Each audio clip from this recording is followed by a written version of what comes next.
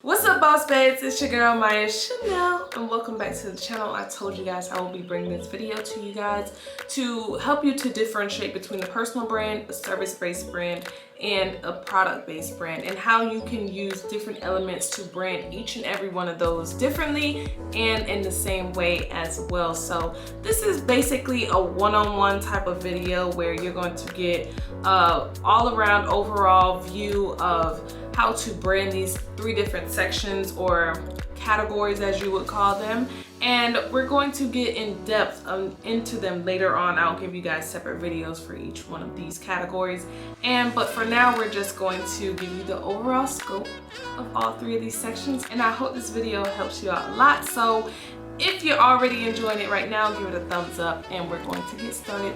All right guys, so first things first, your personal brand. Your personal brand is you branding your unique identity around a coherent and unique, clear message that you want to convey to an audience or a group of people. So for instance, if you want to say, hey guys, I'm a motivational speaker, that's where you come into branding. But even motivational speaker, you can get even deep down and super niche down so that you can say, oh, I'm a motivational speaker for this category. I'm a motivational speaker for women. I'm a motivational speaker for business. I'm a motivational speaker for an advocate for sexual abuse or sexual trauma or anything. You can niche yourself down and get more specific, make yourself unique, brand yourself in a way so people know exactly what it is that you are trying to say. What is your message that you want the world to know? Even if you are a model, you still have to brand yourself. You have to brand yourself as this luxury model, or you can brand yourself as a model that is for everyday life. So someone who wants to be a family model, you can brand yourself that way. You can brand yourself as the Chanel model. You can brand yourself as the Gucci model. But in either way, you're going to brand yourself in some sort of way, some sort of fashion, to give off this message that you're trying to give off this certain type of image that you're trying to convey, and all of those other things as well. So when you're personal branding, it's always best to start a personal brand rather than something else, because a lot of times when you're starting something, people buy from the person and not necessarily the product or the service. People buy from you because of who you are and what message that you convey to them. So if you brand yourself, then the sky's the limit. The sky is the limit. You brand yourself as a credible person to not only put out quality products, quality services. Everyone is going to know that anything that you work with is going to be excellent. So branding yourself can lead to so many different avenues, so many different pathways, so many other business ventures for yourself. So work on that personal branding, because I promise you it's so important. For me, myself alone, I brand myself as a person who is an advocate for women empowerment and women advancement, gender equality in this world. And a lot of people know that from me because of my podcast, different things that I talk about on social media, different things that I post, just the way that I present myself and the different ventures that I am involving myself in. And they know that, you know, me as a person, I'm going to be easy to communicate with. I'm going to be strong in my stance, and anything that I do is going to be for the improvement of women alone. So that's how I brand myself personally. So now let's move into service-based. So for your service-based branding, so if you're selling a service, you're going to brand yourself as selling a service, something that people are going to be able to use to improve themselves, improve their businesses, or for just the likelihood of being served.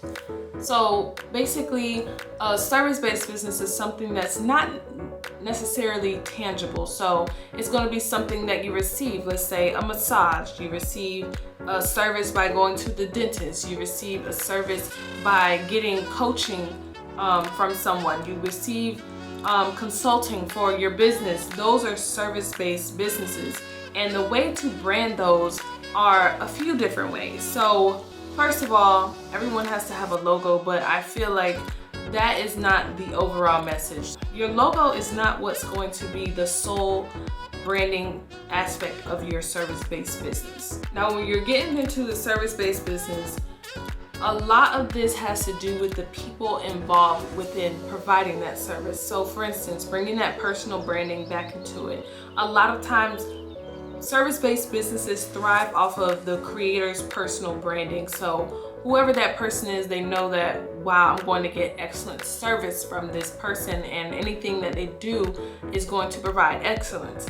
And as far as customer service, if you have a bigger business that is service-based, providing customer service. If you go to a restaurant, that is service-based as well as product-based, but we'll get into that later. But service-based as far as having a waiter or a waitress or a hostess or someone give you a type of service that you wouldn't receive somewhere else. So for instance, you go to a certain restaurant and you receive terrible service, you're not going to want to go back to that place. But if you go to a 5-star restaurant and you get like superb service where you don't have to wait long, someone is always attentive to you, making sure everything is well, you never have to complain about anything, that is branding your service-based business, because you make sure that you have superb service. So for instance, Chick-fil-A, their service is based off of their employees telling customers my pleasure,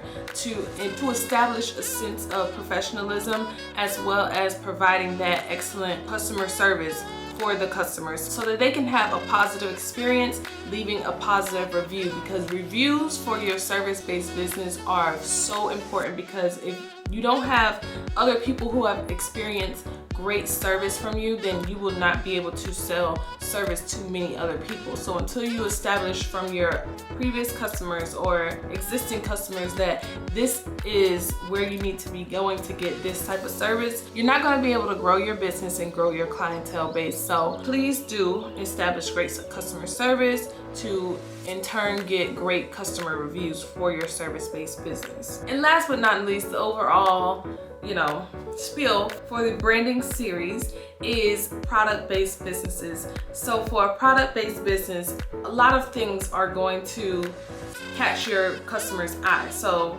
as you can see, I called service-based business clients and customers for product-based businesses, because for service-based businesses you have clients, for product-based businesses you have services, because most of the time for clients they're going to be repeat, you're going to be more familiar with them. Product-based businesses, you don't have to really get to know your customers well, you just need to establish a great customer experience for them. So colors is the first thing. If your colors are off, I promise you it's going to be very hard to attract your certain clientele or customer base for your products to even sell. The logo is important as well, but the colors are even more important than the logo. Your customer experience, like I mentioned before, customer experience, your customer's buying experience, your customer service experience. If you have a customer who has bought something and they need help with maybe returning or instructions, and you don't have, let's say someone emails you for your business about a product, and you take a month to respond to them, that is terrible customer service. You'll get a terrible review, and in turn other people will stay away from your business, from buying your products, and it'll give your company a bad name. So other things that you can use to brand your product-based business are shipping. Shipping is like huge, because a lot of people get return customers and repeat customers just from shipping alone. Just the packaging, the process, how fast items are shipped to you, that is a way to brand your business.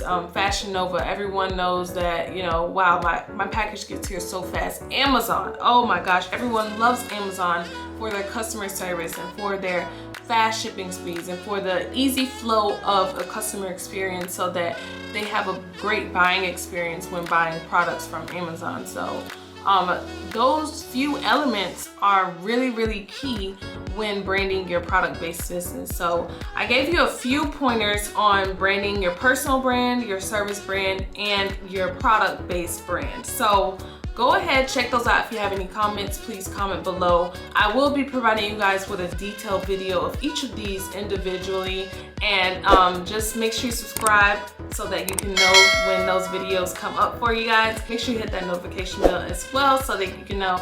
And until next time, I'm so happy to provide you guys with this content. Make sure you like this video.